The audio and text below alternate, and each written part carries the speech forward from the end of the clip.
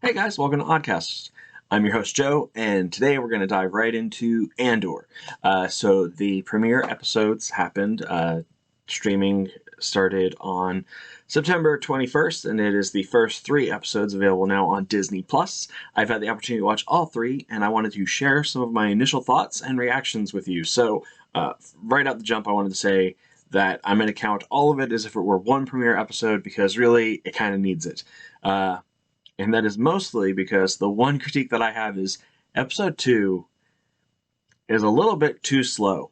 The pacing on it is just a weird.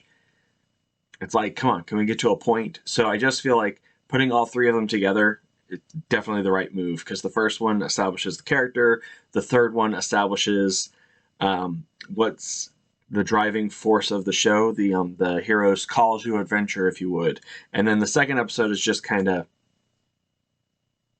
just there.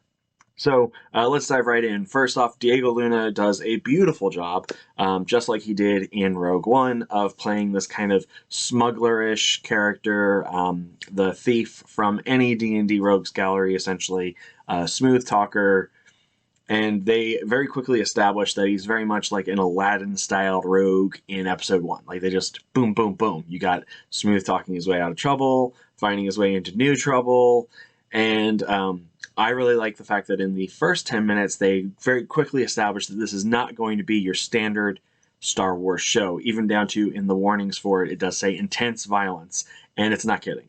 You get 2 deaths pretty right out the jump. And I think that's great. Like, you establish that he is not going to be the heroic character that you go into Star Wars kind of expecting, and I think that is awesome. I love the idea that we're going to get to see over the course of the show this kind of seedy underbelly of the Star Wars universe, because we don't really get to explore it a whole lot.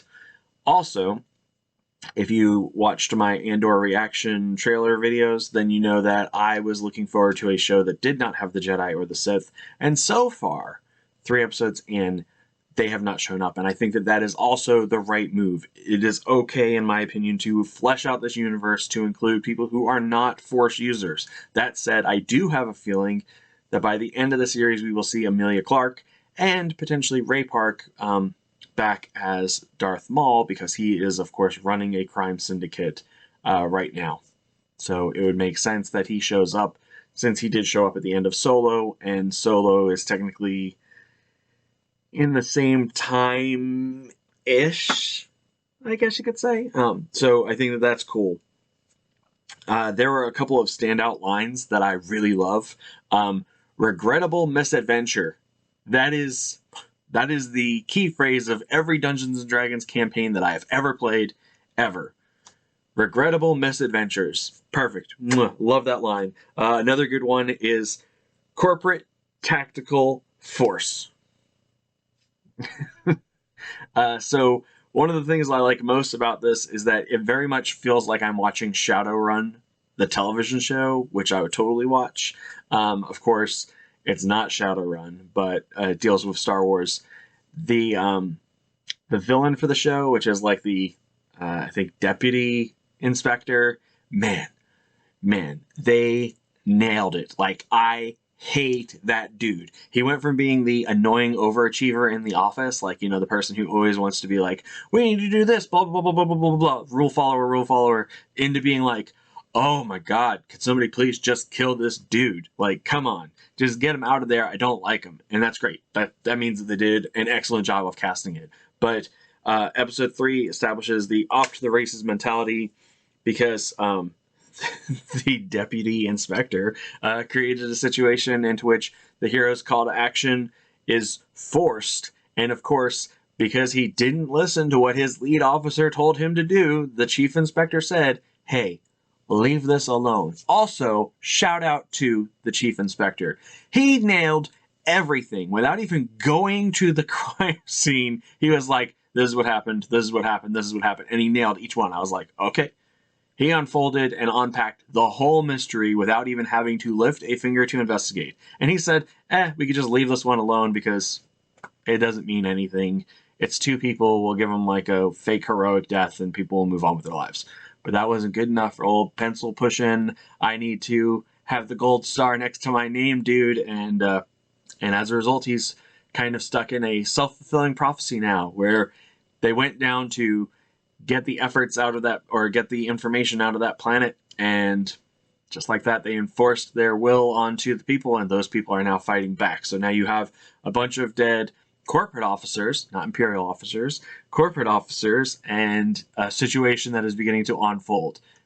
I do think that the only thing that I really didn't need is like the flashback backstories of like the Lord of the Flies stuff. I mean, I feel like that probably could have been condensed. You established right out the jump what Andor is looking for, which is his sister, and then it went from like noble goals to, unfortunately, stuff happens.